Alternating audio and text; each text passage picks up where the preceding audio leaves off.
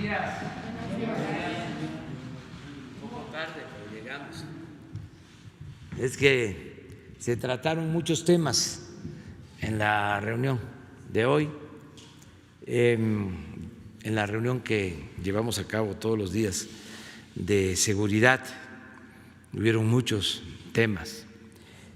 Vamos a informarles de cómo ya se inició un operativo para entregar por anticipado 4 meses de pensión a adultos mayores y a niñas y niños con discapacidad.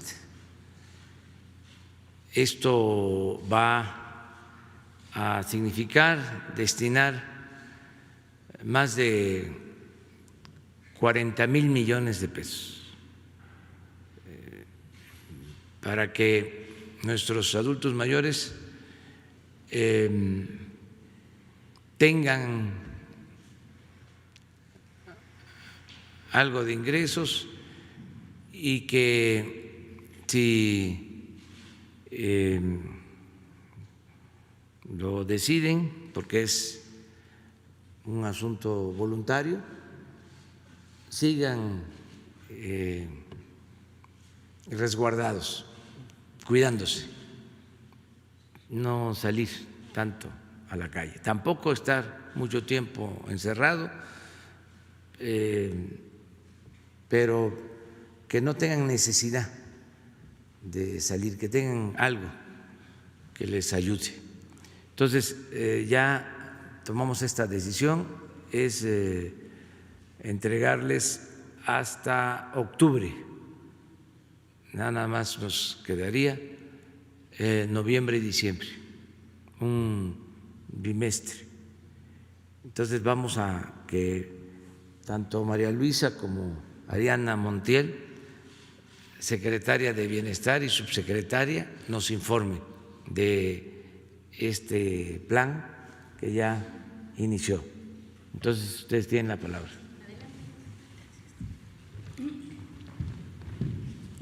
Buenos días, con el permiso del señor presidente y de la ingeniera María Luisa Albores.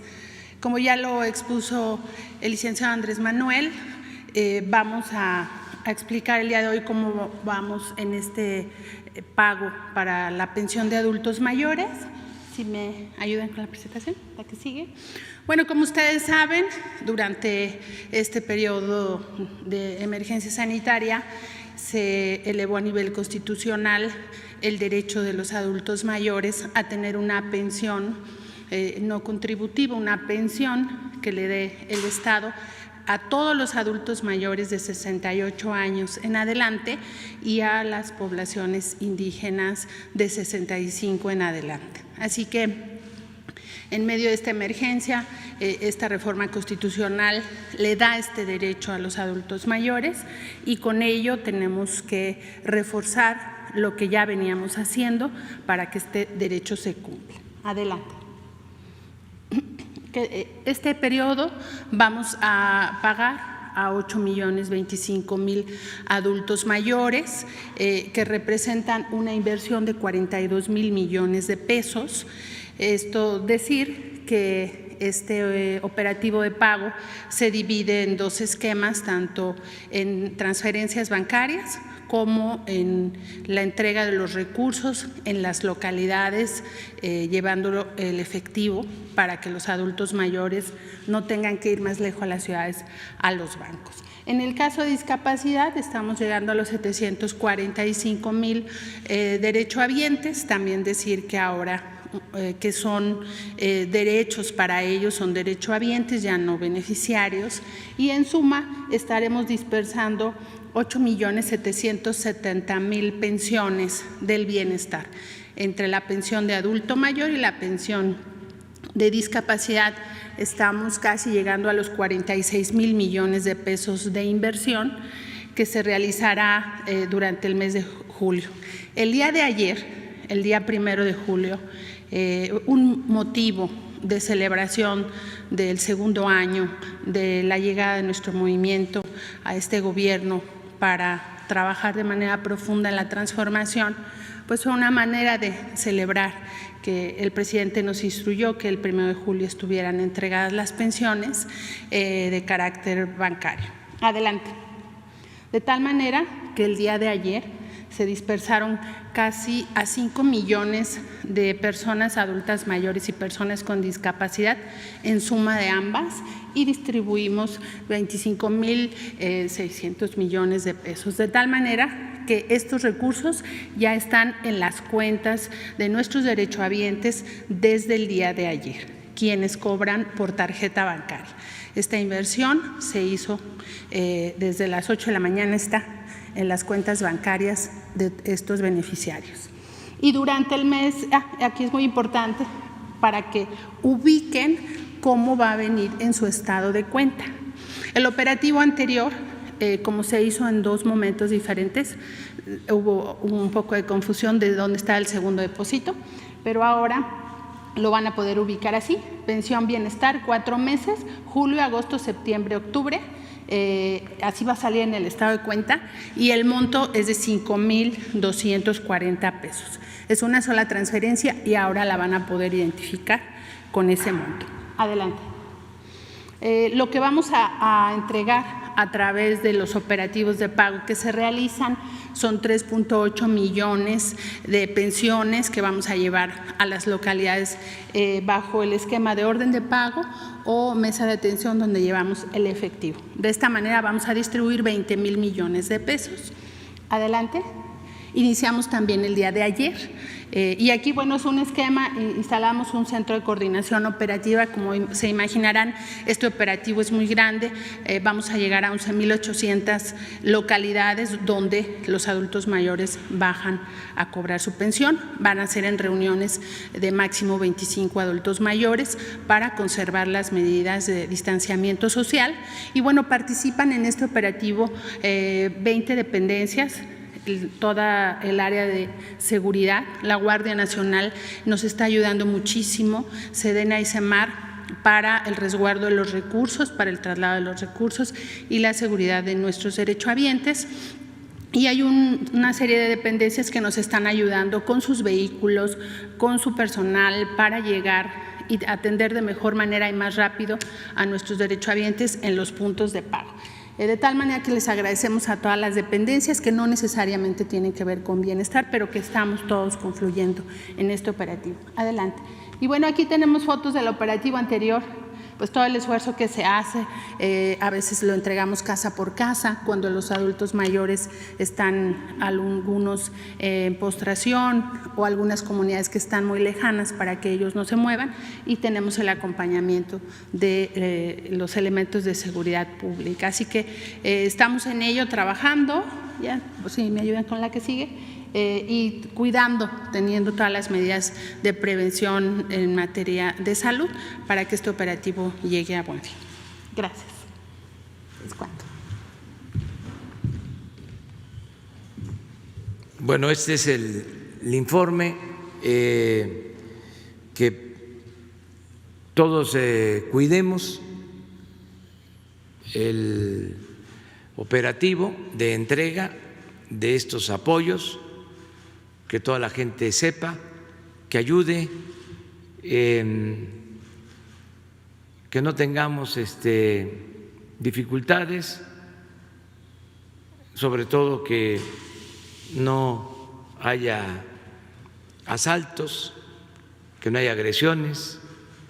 Por eso acompaña a la Guardia Nacional, la Secretaría de la Defensa. Pero lo más importante es que nos cuidemos todos, que nos cuide el pueblo, que todos ayudemos, que sepan que este operativo ya inició y llega hasta las comunidades más apartadas. Ahora sí, vamos a preguntas. Quedaron de ayer pendientes. Silvestre Manuel.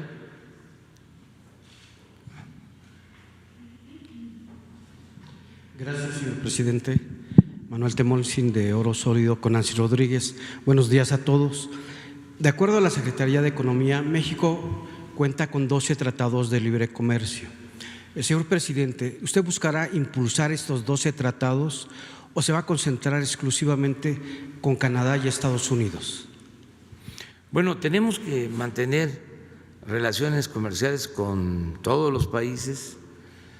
Desde hace mucho tiempo se ha recomendado, en el caso del comercio internacional, la diversificación,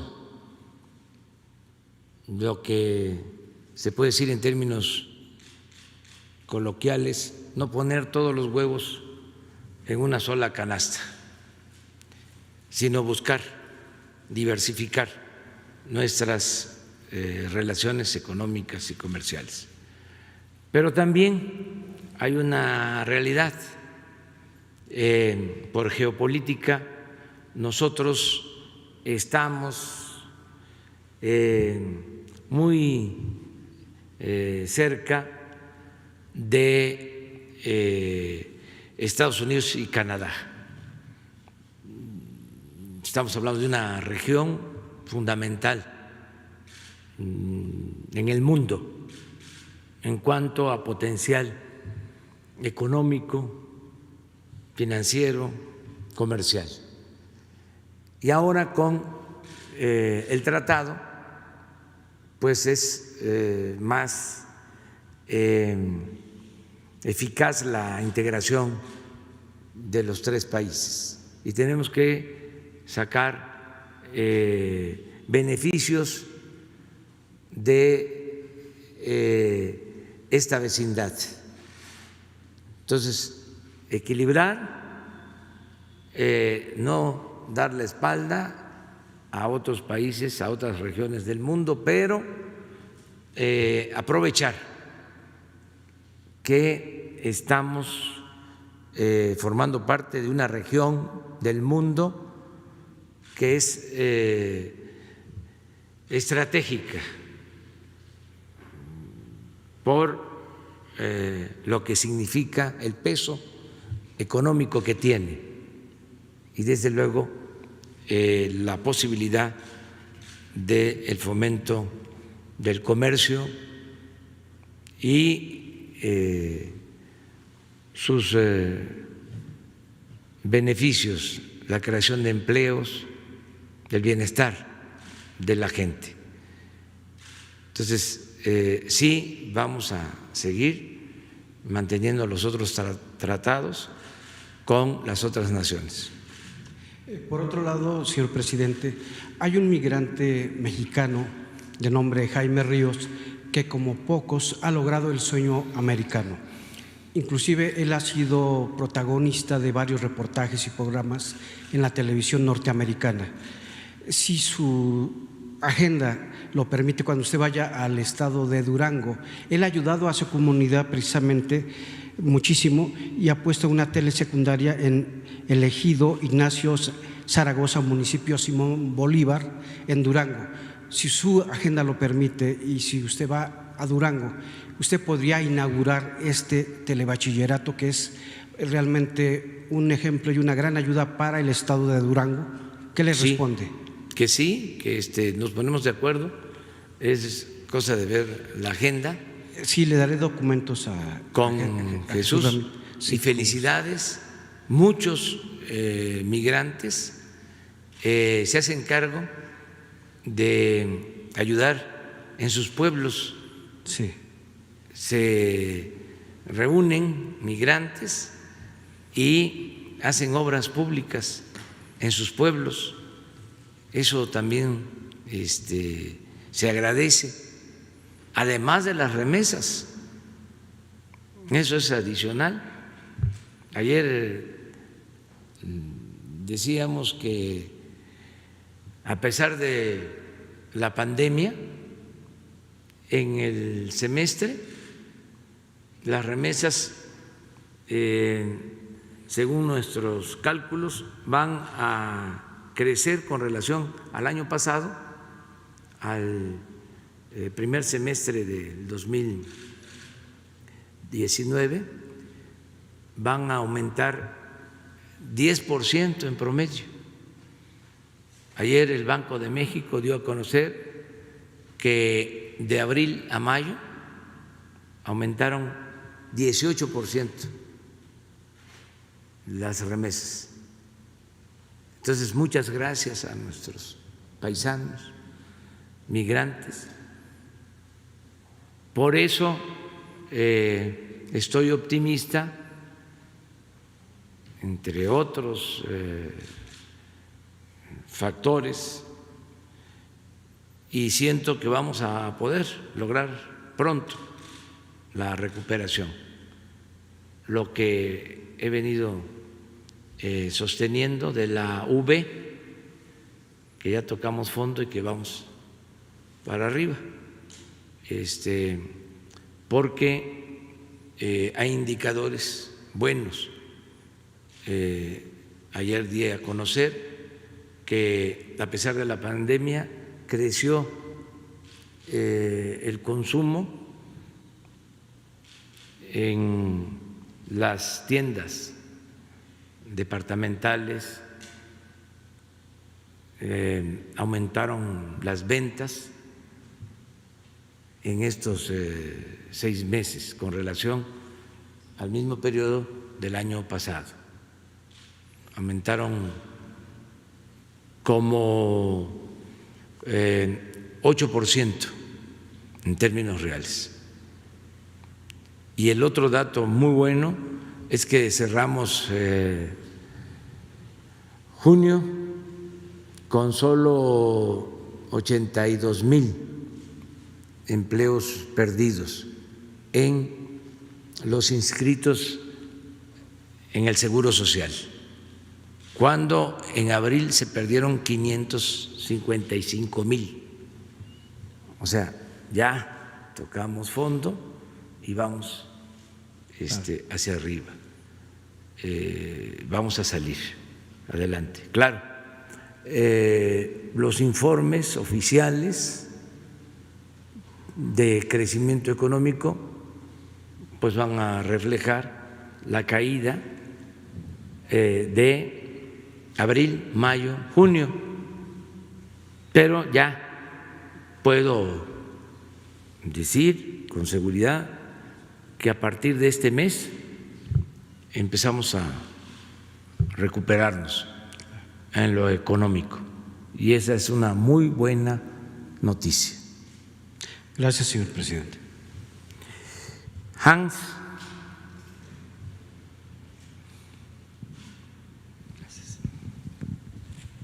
Presidente, muy buenos días. Secretaria, subsecretaria. Hans Salazar, ZMG Noticias, Grupo Político y Zócalo Virtual.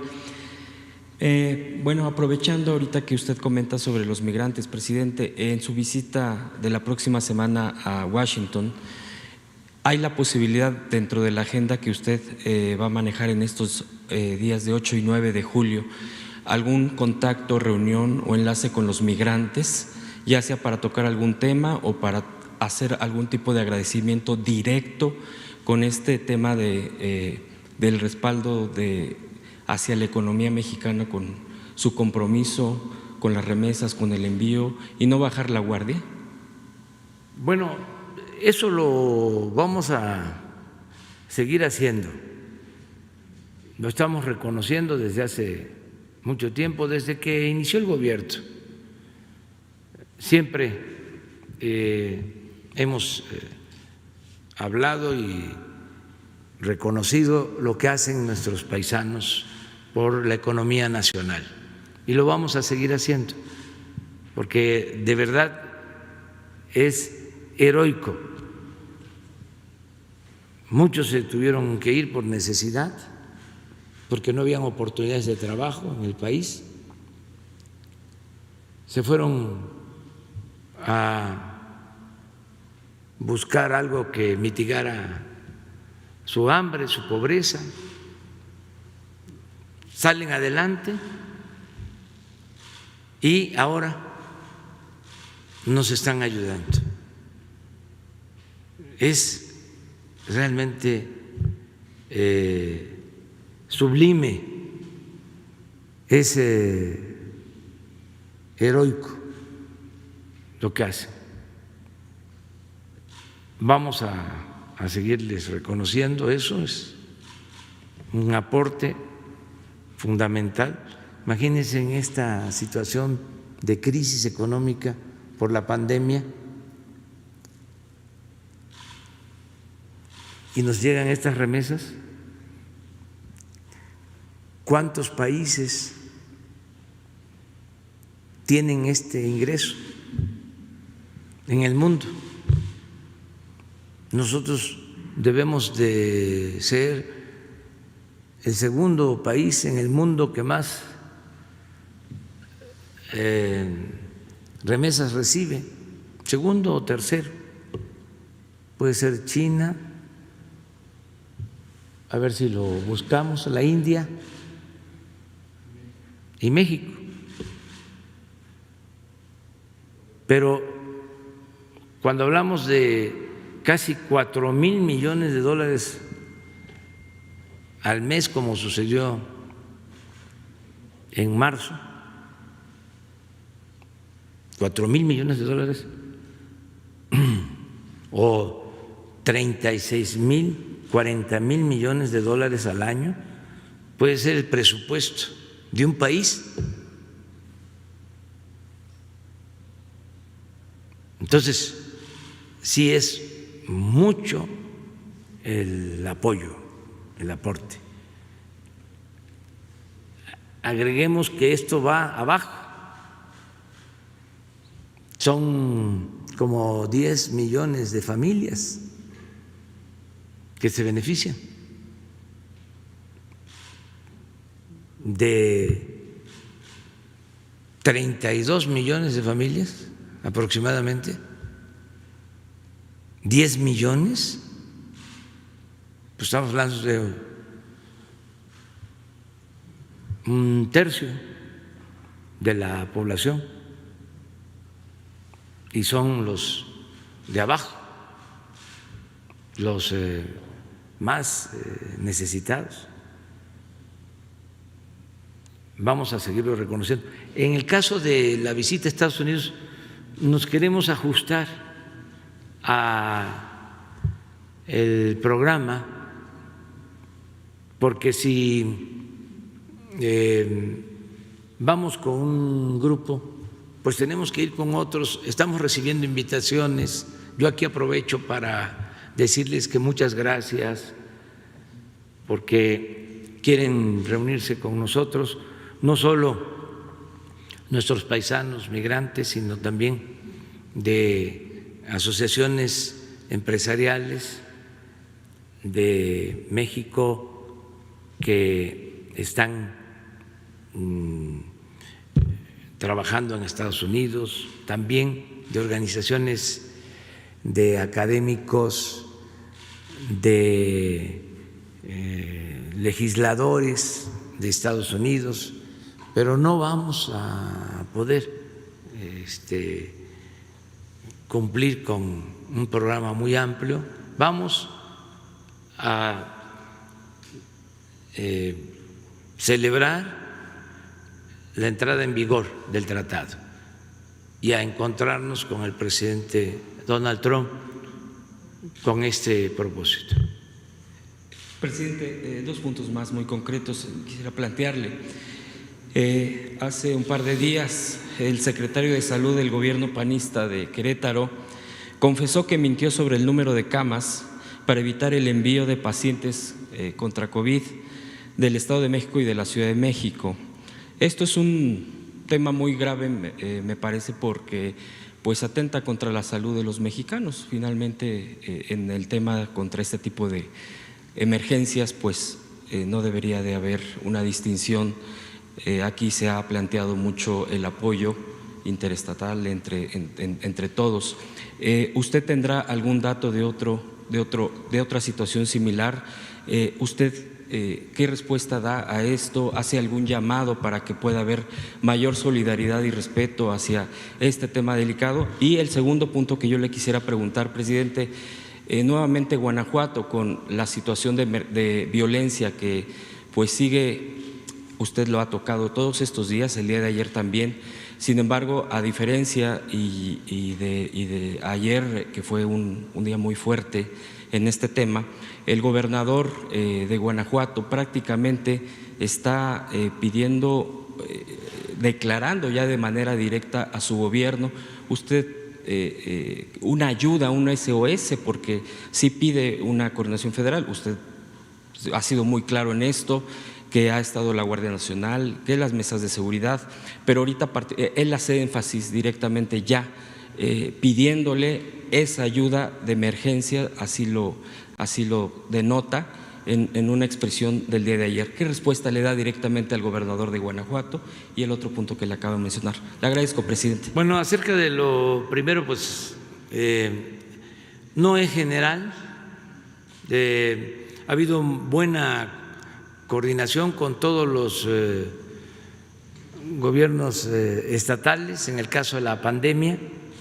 Una muestra de ese trabajo conjunto pues es el que están enviando de todos los datos que se proporcionan de los estados para que se informe, para que el doctor Hugo López-Gatell pueda informar. También hay conferencias con todos los gobernadores, están de acuerdo en el manejo, la aplicación del semáforo. O sea, hay un trabajo conjunto. Y yo recuerdo que inicialmente, cuando teníamos dificultades aquí en la ciudad, porque no había ventiladores para atender enfermos de terapia intensiva, se fue a estados, lo hizo el Seguro Social, donde tenían ventiladores que no estaban utilizando, para traerlos aquí a la ciudad, y no hubo ningún problema. Recuerdo que se trajeron ventiladores de Sonora y hubo colaboración de las autoridades locales. Y luego, pues ya que empezamos a tener los ventiladores, a adquirir ventiladores, se empezaron a distribuir ventiladores a todo el país. Yo también recuerdo que cuando comenzó la pandemia y se empezó a manifestar, no de manera uniforme en todo el país, sino que empezó a pegar más fuerte en ciertas regiones. También celebramos que esto sucediera porque nos iba a permitir mover equipos, personal especializado de un estado a otro, que terminando la pandemia o disminuyendo la pandemia, el número de hospitalizados en una región, como está sucediendo ya afortunadamente en el Valle de México, que está bajando el número de hospitalizados, que se pudieran mover equipo donde se requieren, se necesitan, trabajar de manera coordinada. Eso es lo que ha prevalecido. Lo otro no ha sido, vamos a decir, la regla. Puede ser la excepción, pero no la regla. Acerca de Guanajuato, en efecto, lo de ayer fue muy fuerte. No vamos nosotros a abandonar al pueblo de Guanajuato, ya lo hemos dicho, ayer lo expresé. Tenemos elementos de la Secretaría de Marina, de la Secretaría de la Defensa Nacional, la Guardia Nacional, van a continuar protegiendo a la población. Es una situación muy grave lo que se está padeciendo en Guanajuato. Vamos a seguir apoyando, ¿sí? Esto pues no tiene que ver con cuestiones políticas, partidistas, nada más el llamado a que se trabaje de manera coordinada.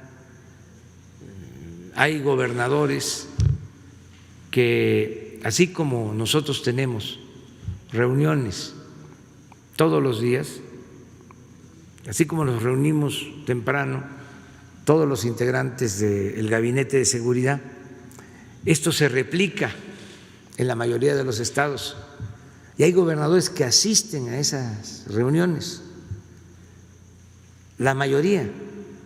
Entonces, yo recomiendo que los gobernadores, lo digo de manera respetuosa, no deleguen esta responsabilidad y que vayan a las reuniones, que ellos encabecen estas reuniones.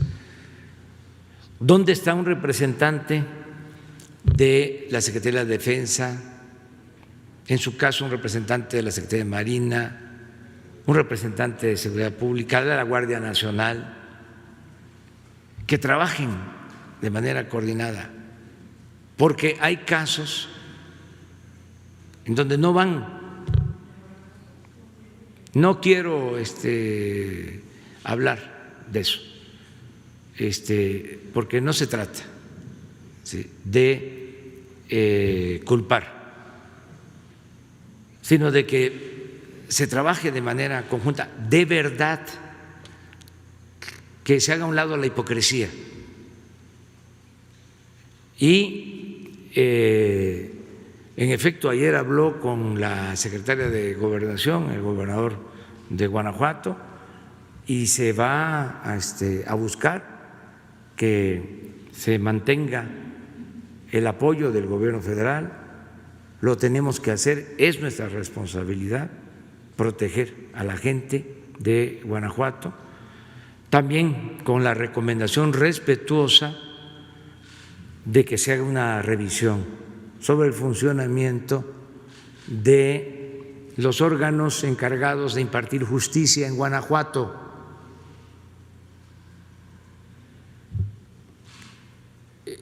Eso no es injerencismo. Nosotros no vamos a recomendar a nadie. Eso tiene que surgir de el propio gobierno, que es el gobierno de un Estado libre y soberano, pero sí hay que hacer cambios, porque así lo exigen las circunstancias para resolver el tema de Guanajuato. Ayer fue fuertísimo lo que hablábamos, por ejemplo, tenemos un promedio de 11-12% de homicidios en Guanajuato, del total de homicidios del país. Ayer pues fue una cosa, a ver. Presidente, ha hablado concretamente de esta necesidad de cambios. Hoy tratamos el tema para miren esto. Eso es ayer. 14 estados sin homicidio.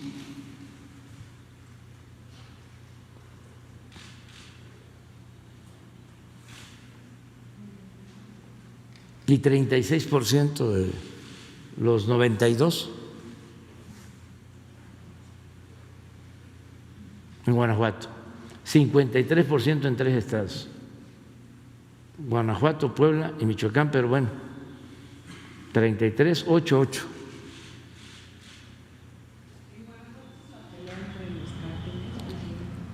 Sí hay una confrontación de bandas.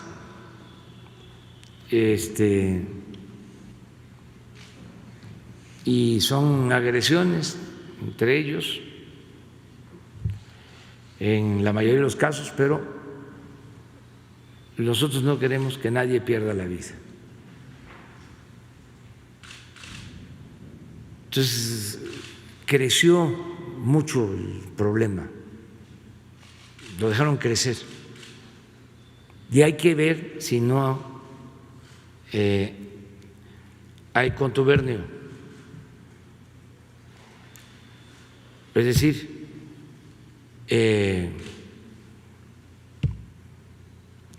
asociación delictuosa entre delincuencia y autoridad. Porque una de las cosas que se debe de evitar es esa asociación delictuosa. Tiene que haber línea de división, tiene que pintarse la raya. Una cosa es la delincuencia, otra cosa es la autoridad. Por cierto, ayer sucedió un caso también que demuestra lo que sucede todavía, porque estaba todo podrido. El modelo neoliberal o la política de pillaje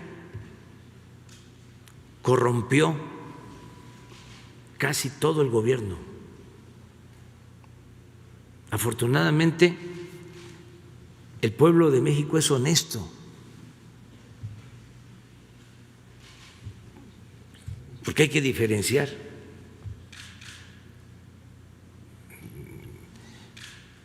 Pero el gobierno sí lo dejaron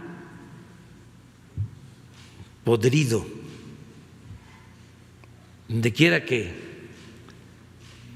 vea uno, revise, hay corrupción. Pero es en el SAT, o sea, Hacienda, es en Agricultura, era en la Secretaría del Trabajo, en Pemex, en la Comisión Federal de Electricidad, en Educación, en Salud. Se robaban el dinero de las medicinas. Imagínense cómo estaba, y desgraciadamente sigue estando, el Poder Judicial.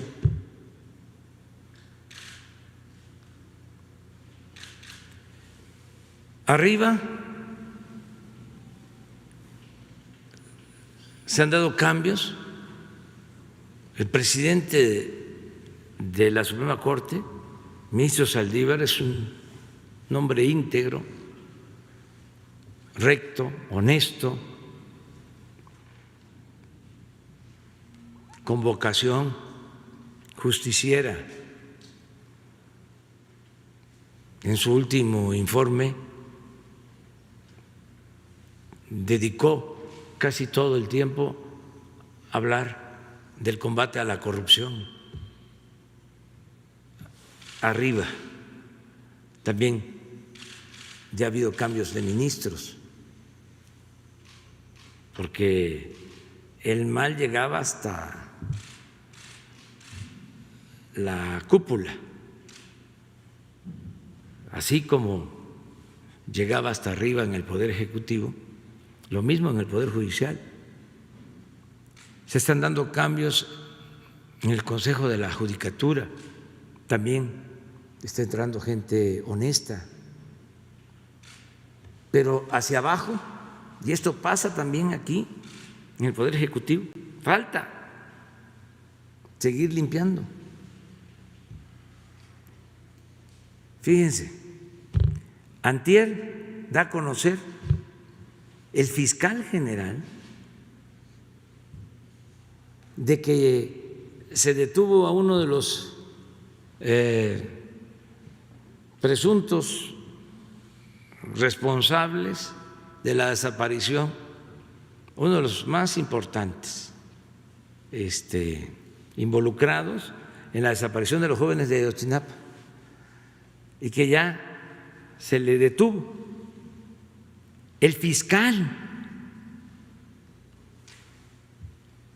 sale a informarlo. Y en 24 horas, o en muy poco tiempo, lo dejan en libertad. Yo creo que ni tardó 24 horas porque a las 12 de la noche lo sueltan.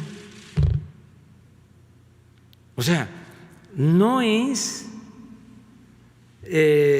un asunto de rutina de que un ministerio público consigna y el juez libera. Estamos hablando de el fiscal general de la República. Es una afrenta a las instituciones, al Estado.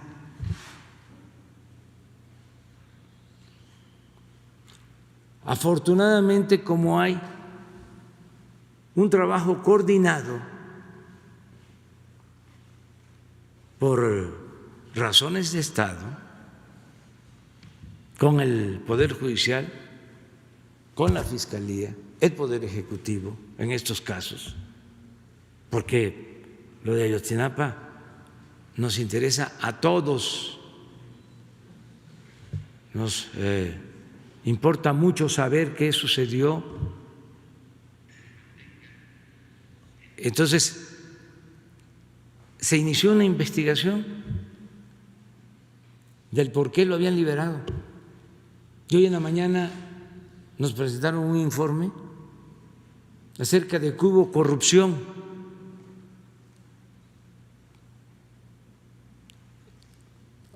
en el juzgado que ordenó la libertad.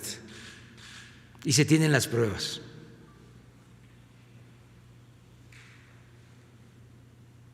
O sea que hubo dinero de por medio.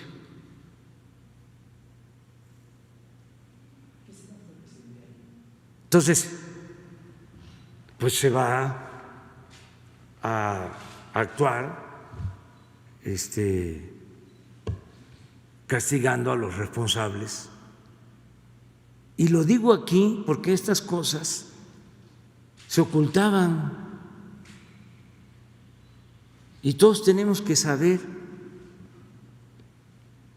de estos actos de corrupción, estigmatizar estos actos de corrupción para que no se repitan.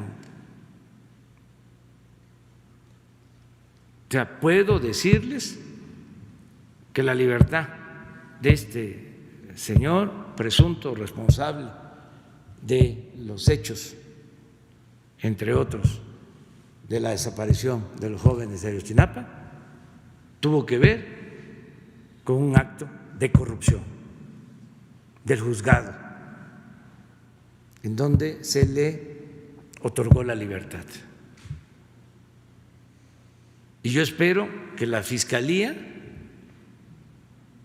presente todas las pruebas y que si una prueba se da a conocer que tenga que ver con la corrupción y por el debido proceso esa prueba queda nulificada, mi opinión es no le hace, pero que se conozca, que la gente se entere. Ya van a haber seguramente otras pruebas. Tiene que castigarse a los responsables. Esto es un delito gravísimo.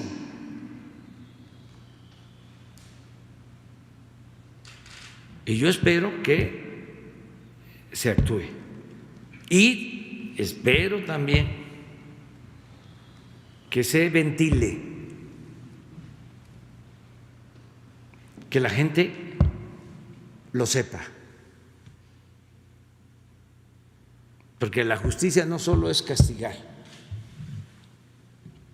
al responsable, es también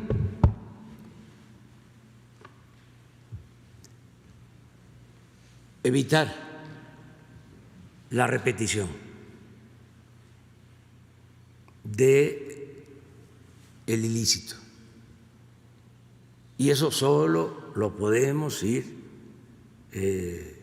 resolviendo con una voluntad colectiva, con una participación de toda la sociedad, repudiando esos hechos de corrupción. Porque antes se cometían actos de corrupción y los involucrados ni siquiera perdían su respetabilidad. Era como algo de gente muy audaz, muy viva.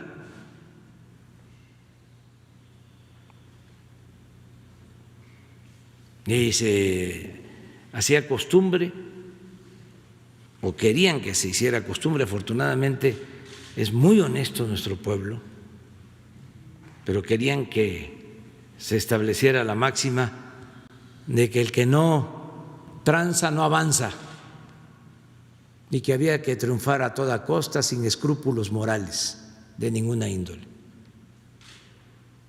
Por eso es muy importante acabar con la corrupción. Y está en todos lados. Y es lo que más ha dañado a México. Y antes, durante el periodo neoliberal, ni se hablaba de la corrupción.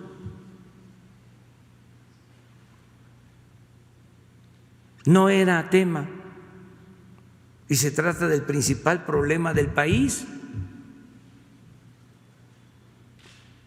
Por eso, la transformación que nosotros postulamos y llevamos a la práctica tiene como eje, como objetivo principal, desterrar la corrupción.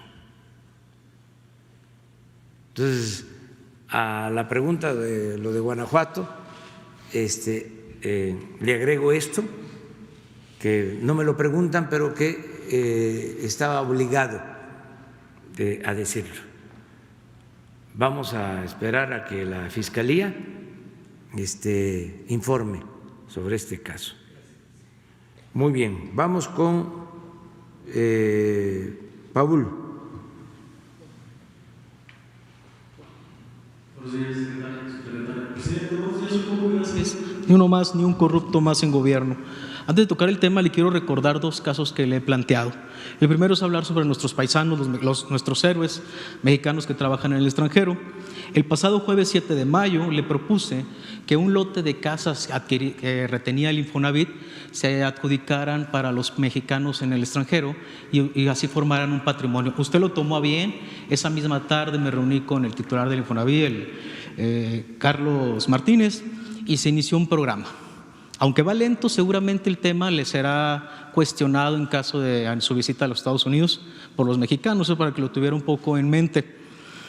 Pero también hicimos un compromiso nosotros con los mexicanos en el extranjero, ya que en el pasado han tenido malas experiencias en los consulados, malos tratos, malas asesorías. Actualmente los mexicanos también rehúsan asistir a sus consulados por las malas experiencias del pasado. Hay mexicanos que ni siquiera cuentan con documentos originales de identificación, credenciales, actas de nacimiento. Hicimos el compromiso de empezar a visitar los consulados para apoyarlos en los trámites y sobre todo demostrar que las casas del plan de Infonavit no era solamente un cuento y que se iba a cumplir. Lo que le pido, presidente, es que nos apoye para que Relaciones Exteriores nos ayude para poder coordinar las visitas a los consulados y con los cónsules las entrevistas y asesorar a los mexicanos. Ese es el primer punto, presidente. Pues sí, es cosa de que platiques y propongas al secretario de Relaciones Exteriores, a Marcelo Ebrard, este asunto, para que se den facilidades y que puedan tener relaciones con los cónsules de México en Estados Unidos. Segundo punto, pues, recordatorio, usted dice lo malo no termina de morir y lo bueno no termina de nacer. El pasado martes 5 de mayo le comentaba la corrupción que impera en el Hospital General de México, una red que dirige el director general con los jefes de enseñanza, de neurocirugía y de urología.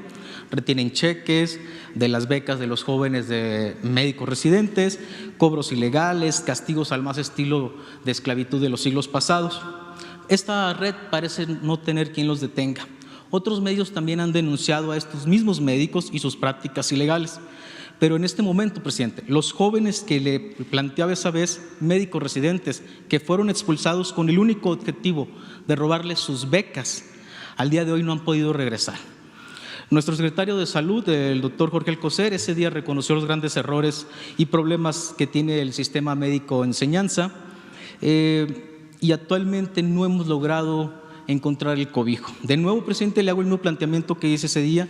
Le pido que sea usted quien abandere al neurocirujano Omar Gómez, al urólogo Iván Bustos, al cardio Víctor Oviedo, que es ecuatoriano, para que reinicien y no pierdan hasta 6 años de estudios. Estamos a nada de que se pierdan sus 6 años de cada uno de los estudios, porque la corrupción no termina de morir en ese hospital, presidente. El tercer tema ahorita se lo planteo. Bueno, le pedimos al encargado médico, Alejandro Schwartz, que lo atienda hoy mismo, este asunto. Está enterado. Y los últimos 2 puntos, presidente. ¿Habrá posibilidades de que la Lotería Nacional presentara un informe de cuál fue el desgaste o la situación de todo este tiempo que no hubo sorteo? Los billeteros pues, están preocupados, cómo se va a reactivar y también cómo va la rifa del avión. Y en un segundo punto, hay un sector de la sociedad que no ha cabido en ninguno de los créditos que usted presentó. Ahora con la reactivación de la economía y la nueva normalidad se plantea una nueva derrama económica y hay un pequeño sector que le hace una petición. Los pacientes de COVID que no pudieron ingresar a hospitales públicos y que se tuvieron que ir a un hospital privado traen deudas por arriba del 1 millón. No le piden dinero regalado, piden una línea de crédito para poder pagarla en un año, pero las deudas porque tienen en riesgo ahorita las casas, el local comercial y pues no tienen ingresos. Nada más piden esas 2 cosas. Si hay posibilidades de que se active una línea específica para ellos. Son montos grandes, pero tienen y pueden pagarla en un año. Sí, lo vemos. Ayer informé que todo el servicio de salud, desde luego del sector público, se ha otorgado de manera gratuita para todos los enfermos de COVID. Pero en este caso de atención en hospitales privados vemos esta situación y sí tenemos todavía disponibilidad de créditos. Nos propusimos otorgar en créditos de todo tipo, porque son para servidores públicos, para trabajadores, en el caso de vivienda, para pequeñas, medianas empresas, créditos incluso personales, 4 millones. Y ayer informé que se han entregado en 3 meses alrededor de 1.300.000, o sea que falta todavía. Entonces, con economía, ¿sí? para verlo, con Graciela Márquez, y con Emiliano Calderón, que es el que está viendo lo de créditos para quienes trabajan por su cuenta o están en la economía informal. Sí. Entonces, ¿Por honorarios también, presidente? ¿mande? ¿Por honorarios también? ¿Los que trabajan por honorarios? Sí, se está viendo a quién ayudar, o sea, artesanos, desde luego comerciantes, los taxistas, ya se está avanzando en eso, meseros, camareras, se está atendiendo. También trabajadoras domésticas, eso lo ve el Seguro Social, pero también están recibiendo créditos. Muy bien, eso es lo que me planteaste, ¿no? Básicamente. Y los pacientes que quedaron con deudas. Sí, eso lo vemos. Vamos con Héctor de la Tempa. Muy buenos días, presidente. Buenos días a la subsecretaria, a la secretaria. Buenos días, compañeros y compañeras de los medios. Presidente, mi primer tema que le quiero comentar. El día de ayer estuvo el canciller y, bueno, ya no tuve oportunidad de decirlo delante de él, pero no quiero dejarlo pasar. Antes que nada, Héctor Latempa, de Puntos Suspensivos Radio y Puntos Suspensivos Comunicación.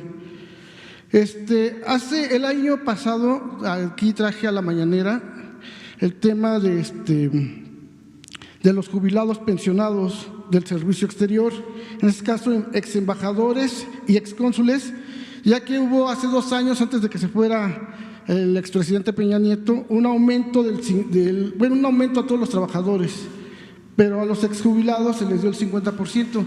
Eso estaba pendiente. En abril se cumplieron 2 años, lo trajimos en 2 ocasiones, hubo también la oportunidad de decírselo al canciller Marcelo Ebrard. Y bueno, en este sentido nosotros tenemos algunos invitados de repente en nuestras mesas de debate a estos exjubilados y pues estaban muy agradecidos porque nos avisaron que ya fue pagado estos retraso que tenían de estos 2 años, ya lo recibieron, el 50% de aumento, y pues querer agradecerle a usted y también al canciller por pues porque ya cumplieron, ¿no?, lo que había también comentado el canciller. Pero también en este sentido, presidente, quería comentarle, queremos agregar que existe quedó un número pequeño de personas que no pudieron recibir ese incremento debido a que en el periodo del expresidente Vicente Fox se negoció con estos trabajadores exjubilados ya para que se jubilaran antes de tiempo y se pudiera contratar a gente más joven, nuevo personal.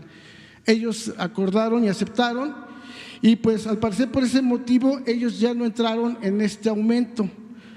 Queríamos comentarle a usted y al canciller si se puede hacer algo por esto. Son pocas las personas, pero quedaron fuera, están como excluidos. Si usted pudiera intervenir o ver qué es lo que pasó, ellos se pudieran incluir. Ese es un primer punto. Otro comentario, otro tema es con respecto, presidente, ayer lo estábamos ya platicando aquí también en la mañanera, es con respecto a la llegada de Emilio Lozoya. Si ya se tiene previsto una fecha posible, y precisamente ahorita que usted hablaba de este tema tan importante, de que es la corrupción del Poder Judicial, de esa cúpula que también estaba muy corrupta, el Poder Ejecutivo, y que bueno, en general todas las instituciones, y que entendemos muy bien que ya se ha ido limpiando, quizás no al 100% todavía esté.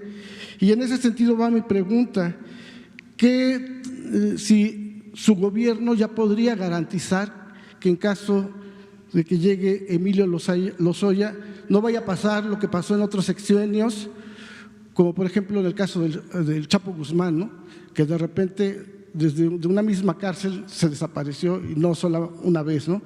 Entiendo que es otro gobierno, que ya estamos en otros tiempos. ¿Y cuál sería su respuesta? Y un último tema, presidente, nada más.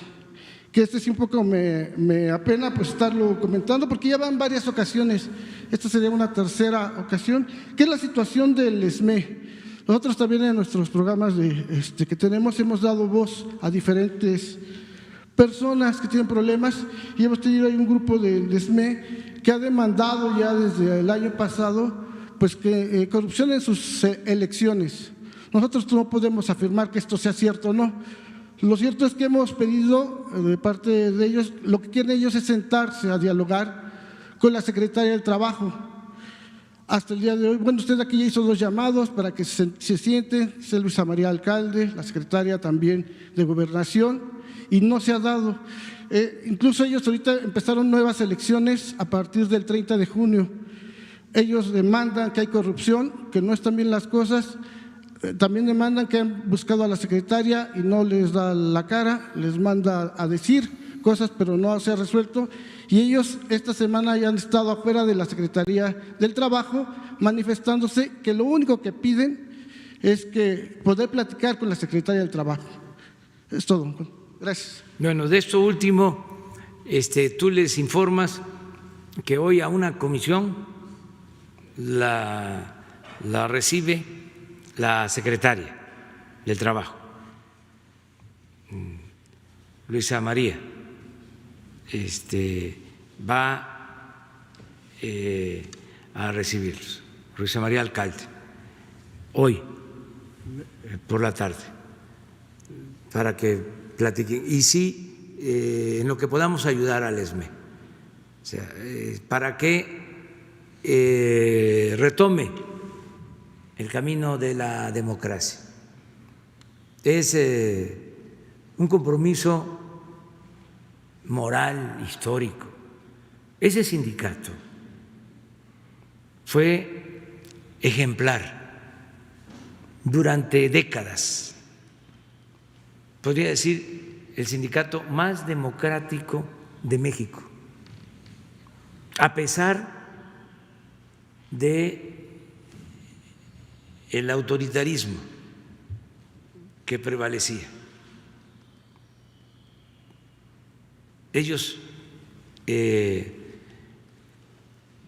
con la democracia, defendieron sus derechos, sus prestaciones, su trabajo. Los dividieron porque querían desaparecer la empresa Luz y Fuerza. Y de ser algo ejemplar, la división los debilitó y pudieron dar el zarpazo desde el gobierno para dejar sin trabajo a 40,000 trabajadores. Eso no se olvida. Entonces, luego hubieron liquidaciones y ya lo que continuó pues fue la fragmentación de ese sindicato ejemplar, grupos y en algunos casos cooptación de dirigentes por parte del gobierno. Entonces, todo lo que podamos hacer por ayudar a que regrese la democracia al ESME. No es de esos sindicatos en donde nunca ha habido democracia. Hay sindicatos en donde nunca ha habido democracia, desde que nacieron. El que los constituyó se convirtió en el líder y desde entonces sigue mandando. No es el caso de el ESME. Entonces, tenemos nosotros una obligación moral y vamos a ayudar. Entonces, por eso, hoy por la tarde recibe a una comisión la secretaria del Trabajo. Lo de el señor Lozoya, pues es una investigación que está en manos de la Fiscalía. Lo mismo, vamos a que se contribuya, se apoye desde el Ejecutivo en lo que podamos, respetando la autonomía, la independencia de la Fiscalía General de la República. También recordar, ya no es el tiempo en que la Procuraduría de la República dependía del presidente. Ahora es una institución autónoma, afortunadamente en buenas manos, porque Alejandro Gertz Manero es recto. Entonces, no hay nada que temer,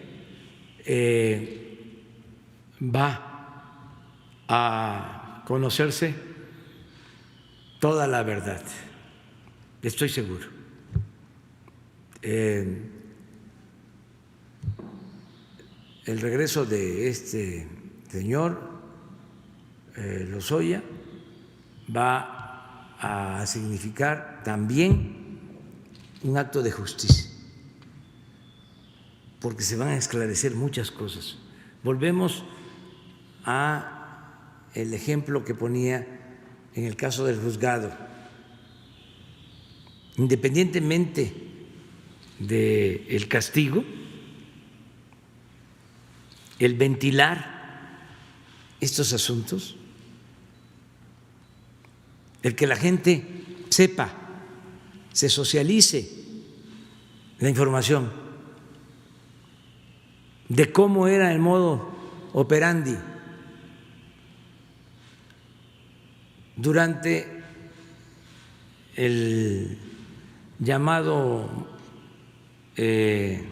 modelo neoliberal, durante los gobiernos neoliberales, cómo era la corrupción. También para lo mismo, para que no se repita. Imagínense, en este caso, sobornos para entrega de obras, sobornos para someter a legisladores,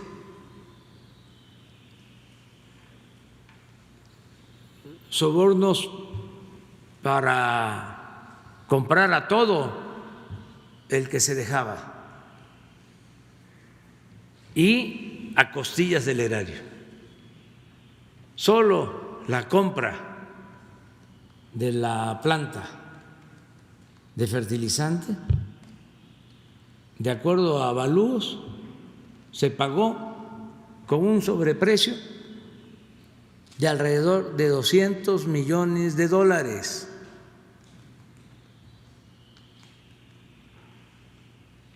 Entonces, ese dinero también hay que recuperarlo. $200 millones.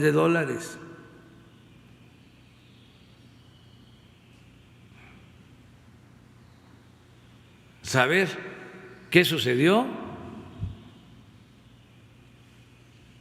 y recuperar lo más que se pueda para devolverle al pueblo lo robado.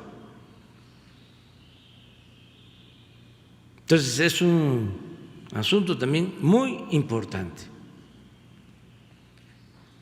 Es poner en el centro la verdad que nos hará libres. la verdad,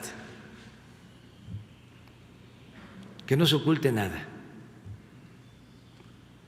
Entonces, es también un asunto importante, independientemente de lo jurídico, que el debido proceso, está bien, que los ministerios públicos, está bien, que los jueces, que los magistrados, que los ministros, bien,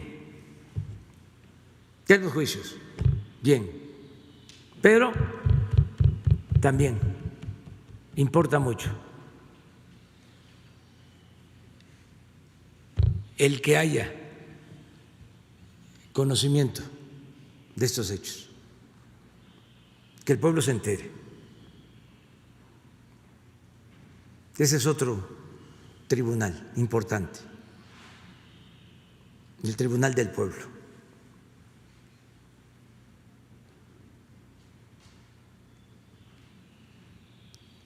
Nos vamos a quedar hasta ahí, Héctor. Ya te contesté las dos, ¿no?